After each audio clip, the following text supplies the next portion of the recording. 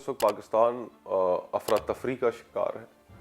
اس افراتفری میں معاشی افراتفری بھی ہے، اس میں سیاسی افراتفری بھی ہے۔ پچھلے 20 سال سے میں سمجھتی ہوں کہ پاکستان کی معیشت جو ہے وہ ڈرپ پر چل رہی ہے، یعنی کہ ایک ڈرپ اکانومی اس کو کہہ سکتے ہیں۔ سیلف انفلکٹڈ بھی کہہ سکتے ہیں شاید۔ بہت سارے سالوں سے بہت بری پالیسیز ہم اپنا رہے ہیں، اس کا یہ آج کلمنیشن ہے۔ اور انفارچونیٹلی حالات اس نہج سے واپس جاتے ہوئے نظر نہیں آ رہے۔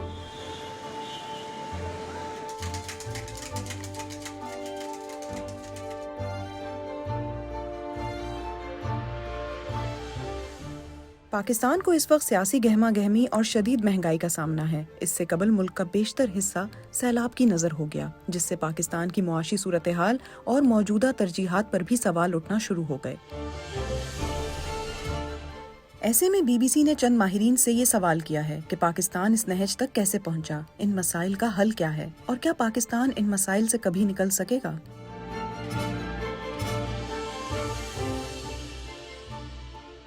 کچھ لوگ یہ خام خیالی میں ہیں کہ 5 سال میں پاکستان کا قرض ختم ہو جائے گا۔ وہ ایسا نہیں ہوگا، کیونکہ اس سال اگر آپ نے 20 ارب دینے ہیں تو آپ کے پاس تو نہیں ہے، آپ نے کہیں اور سے قرض لے کر دینے ہیں۔ تو بیسیکلی آپ اتنے سالوں میں کسی ایک ملک سے قرض لے کر کسی اور ملک کو قرض دے رہے تھے، کسی ایک ادارے سے قرض لے کر، ورلڈ بینک سے مثال کے طور پر قرض لے کر ایشین ڈیولپمنٹ بینک کا اتار رہے تھے۔ ہر سال پاکستان تقریباً اپنے 75 سالوں میں 3 یا 4 سال چھوڑ کے ہر سال ٹریڈ ڈیفیسٹ کرتا ہے اور کرنٹ اکاؤنٹ ڈیفیسٹ، جس کا مطلب یہ ہے کہ آپ فارنر سے زیادہ چیزیں خریدتے ہیں، ان کو کم بیچتے ہیں، تو آپ کو کچھ نہ کچھ پیسے کہیں سے قرض لے کر فارنرز کو دینے ہوتے ہیں، کیونکہ آپ کے پاس تو ڈالر نہیں ہے۔ ٹیکسز نہیں جمع کرنا دوسری وجہ ہے، امپورٹس آپ کے زیادہ ہیں، ایکسپورٹس آپ کے کم ہیں، اس میں بیلنس آف پیمنٹس میں پرابلم آ جاتی ہے، جس سے مراد میرا کہ ایک مالیاتی ادویات پر چل رہی ہے، اور جس سے مریض کو آرام تو ضرور تھوڑی عرصے کے لیے آ جاتا ہے، لیکن اس کا اثر جو ہے یہ کوئی علاج نہیں ہے۔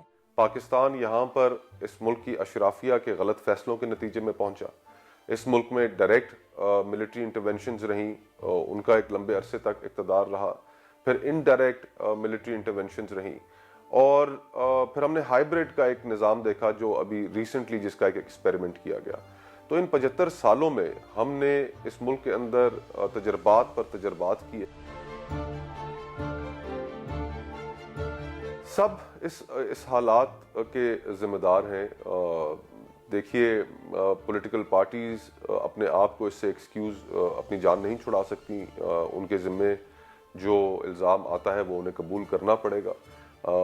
اگر اس ملک میں ریفارمز نہیں ہوئی، اس ملک کی بیوروکریسی ٹھیک نہیں ہوئی، ریاست کا نظام ٹھیک نہیں ہوا، تو یہ سیاستدانوں کے اوپر ذمہ داری عائد ہوتی ہے، اسٹیبلشمنٹ کے اوپر بھی ذمہ داری عائد ہوتی ہے کہ انہوں نے اس ملک میں جمہوریت کو پنپنے نہیں دیا، اپنے مرضی کے حکمران لیتے آئے پسند ناپسند کی بنیاد پر، اور اس سے ایک بحران پیدا ہوتا گیا، اور اس بحران نے اکنامک کرائسس کو جنم دیا۔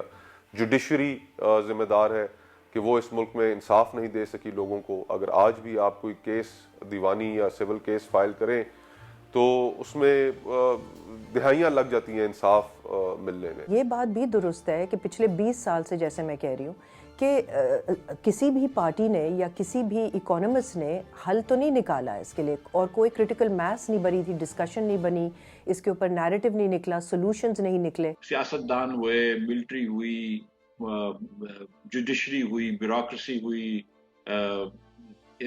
دوسرے اسٹیک ہولڈرز ہوئے، مولوی صاحبان ہوئے، جو کہ مثال کے طور پہ پاپولیشن پلاننگ کو ہم نے کنٹروورسل بنا دیا ہے پاکستان میں، میڈیا ہوا، ہم سارے ذمہ دار ہیں۔ مطلب اگر آپ 3 روپے پیٹرول مہنگا کرتے ہیں تو میڈیا وہاں سے چلانا پڑتا ہے، پیٹرول بم مار دیا۔ بھائی، ہم نے 3 روپے جو مہنگا کیا ہے وہ حکومت کے خزانے میں ڈال رہے ہیں، اپنے گھر تو نہیں لے کے جا رہے۔ اجتماعی پالیسیز بنانی پڑیں گی۔ ایک فرد جو ہے، ایک ماہر جو ہے، وہ آ کے نہیں حل کر سکتا ہے پاکستان کی معیشت، تو آپ کو ایک کنسنسس بنانا ہوگا اور اتفاق پیدا کرنا ہوگا۔ ایک پارٹی کا بھی کام یہ نہیں ہے، اینڈ کوئی نہ صرف ذمہ دار لیکن اس قابل تو ہوں کوئی اکانومسٹ ہمارے، جو کہ بیٹھ کے اکٹھے بیٹھ کے اکراس پارٹیز نان پارٹیزن طریقے سے اس چیز کا حل نکالیں، اور وہ ہر صوبے سے ریپریزنٹیٹیو ہوں، ان کی نمائندگی ہو، اور ہر طبقے سے ان کی نمائندگی ہو، تاکہ لوگوں کے جو خواہشات بھی ہیں اور جو آئیڈیاز بھی ہیں، ینگ اینڈ اولڈ، وہ مل جل کے ایک ایمرجنسی اکنامک پالیسی نکالنے کی ضرورت ہے۔ جو بھی IMF کہہ رہا ہے اس وقت آپ نے وہ ماننا ہے۔ IMF ٹیبل پہ آ جائے گا تو تھوڑی سی چیزیں آپ بھی بنوا سکتے ہیں IMF سے. گیس مہنگی کر لیں, بجلی تھوڑی سی مہنگی ہوگی, بجلی میں تھوڑی امپروومنٹ لے آئیں, ڈالر کو چھوڑ دیں, ڈیفالٹ رسک کم ہوگا تو پھر خود بخود ڈالر نیچے آئے گا. کوشش کریں کہ جیسے میں نے کوشش کی تھی کہ دکانداروں پر ٹیکس لگایا تھا, مجھے نہیں لگانے دیا تھا, اگر 22 لاکھ پاکستانی دکانداروں میں سے صرف 30,000 انکم ٹیکس بھرتا ہے تو تھوڑا سا زیادتی ہے. اور یہ کہ مطلب جن سے ٹیکس دے رہے ہیں ان سے تو آپ لے ہی رہے ہیں, لیکن دوسروں سے بھی لیں, تھوڑا سا وائڈن کریں. سیاستدان آپس میں ایک دوسرے کے ساتھ بیٹھنا نہیں چاہتے, ایک دوسرے کو گالی دیتے ہیں, جواب در پھر اس کا بھی گالی آتا ہے, اور سیاست ایک بالکل ایک بڑی ٹاکسک انوائرمنٹ ہے اس ملک میں, وہ ٹھیک کرنی ہوگی.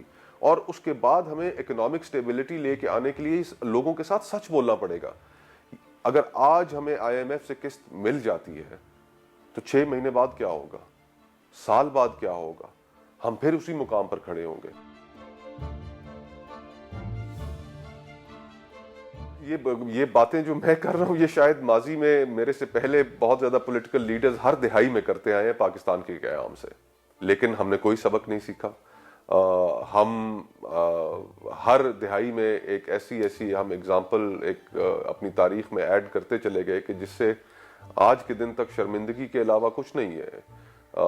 یعنی اگر ہم نے قائد کی بہن کو غدار قرار دے دیا, سانحہ مشرقی پاکستان ہو گیا, پولیٹیکل لیڈرز کو مارشل لاز لگ گئے, پولیٹیکل لیڈرز کو ایگزائلوں میں بھیج دیا, جوڈیشری آج جو چیزیں ریکارڈ پہ آ رہی ہیں جس طرح ماضی میں استعمال ہوئی ذوالفقار علی بھٹو کے کیس میں, اسی طرح آج بھی پولیٹیکل انجینئرنگ کے لیے استعمال ہوئی. اب تو بہت چیزیں ریکارڈ پہ آ گئی ہیں, تو ہم نے کسی دور میں بھی سبق نہیں سیکھا. یہ پہلی دفعہ نہیں ہم ڈیفالٹ کی طرف جا رہے ہیں, تو اگر ہم ماضی سے کچھ سبق سیکھ سکے ہیں, کوئی انسٹیٹیوشنل میموری ہے ہماری, تو میں سمجھتی ہوں کہ بالکل حل تو نکل سکتا ہے. کتنا وہ سسٹینیبل ہوگا وہ پھر آپ کی لانگ ٹرم اس پہ پالیسیز پہ ڈیپینڈ کرتا ہے. یہ نہیں ہو سکتا کہ ہم عارضی طور پہ, جیسے میں کہہ رہی ہوں شروع میں, ڈرپ سے نہیں ہم کام چلا سکتے ہیں. کام تو چل جائے گا تھوڑے عرصے کے لیے, لیکن اب جو چیلنجز ہیں وہ بہت بڑھ گئے ہیں, اور پاکستان کی ڈیموگرافکس بڑھ گئی ہیں, امپلائمنٹ کی ضروریات بڑھ گئی ہیں, شعور بڑھ گیا ہے.